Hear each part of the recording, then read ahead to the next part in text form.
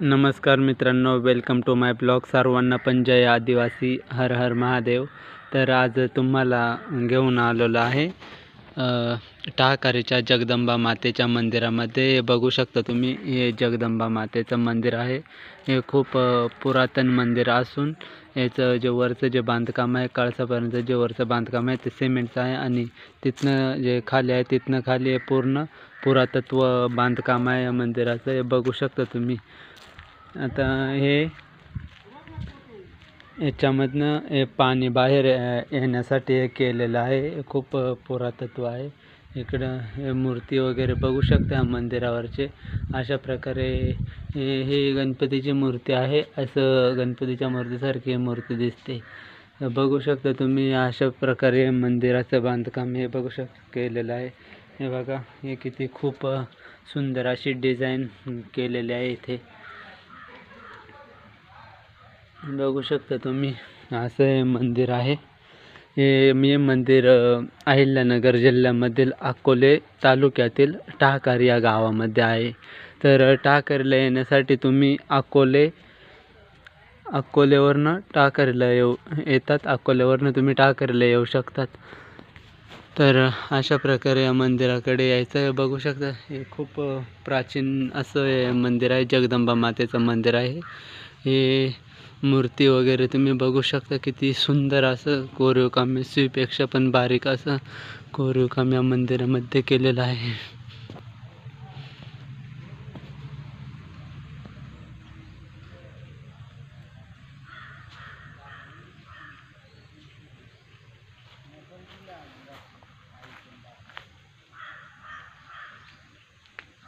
तर हे मंदिर बघू शकता तुम्ही.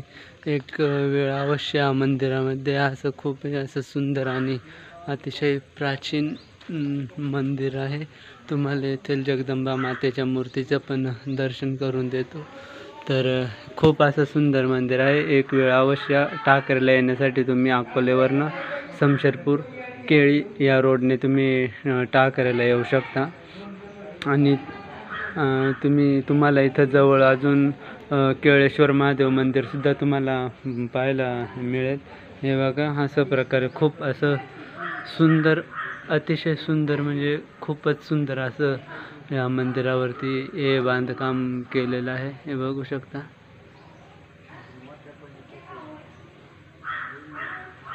ही मूर्ती खूप पुरातत्व वास्तू आहे. इथं मंदिरामध्ये येताना कोणत्याही प्रकारचे प्लास्टिक बॉटल वगैरे काहीच आणायचे नाही. आजूबाजूच्या परिसरामध्ये कोणत्याच प्रकारचा कचरा करू नका. याने मंदिराचा परिसर अस्वच्छ होतो. आपला जो पण कचरा आहे तो कचरा कुंडीतच टाकावा. आता तुम्हाला आजूबाजूचं निसर्गरम्य वातावरण बघू शकता. इकडं हॉल आहे, इकडं सभागृह आहे, इथं लग्न वगैरे पण लागतं त्या मंदिरामध्ये. हे बघू शकता तुम्ही, आजूबाजूचा निसर्गरम्य असा परिसर.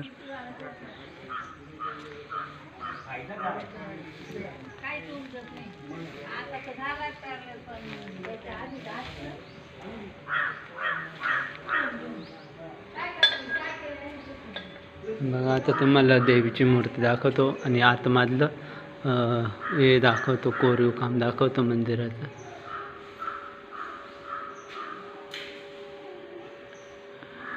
बघू शकता तुम्ही, किती असं सुंदर अशा पद्धतीने मंदिराचं कोरीव काम केलेलं आहे. आणि इथं बघू शकता तुम्ही, हे लक्ष्मी मातेची मूर्ती असं दाखवलेली आहे. असं लक्ष्मी माताची मूर्ती आहे आणि आजूबाजूचं सुंदर कोरीव काम.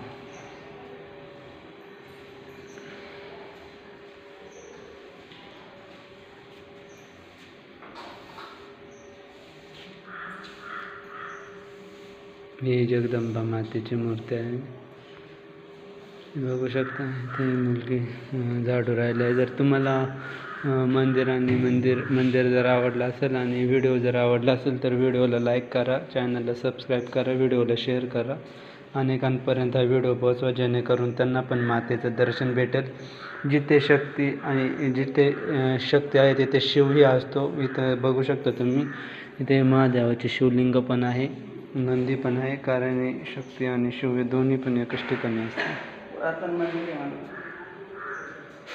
हे पुरातन मंदिर आहे, हो, पांडवकालीन. पांडवकालीन आहे का? हा, पांडवकालीन. तुम्ही इथलेच का? पुजारी आहे आम्ही. हो का? पिढ्या पूजेच करीत आलो.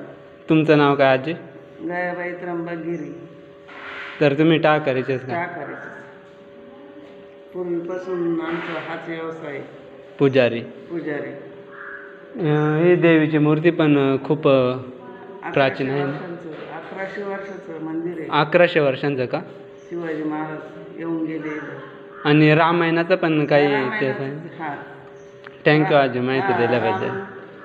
टाव पुढीत गेला, सीता नाही काशपणात होती. हो, मग इकडं नाव ते टाकारी पडलं.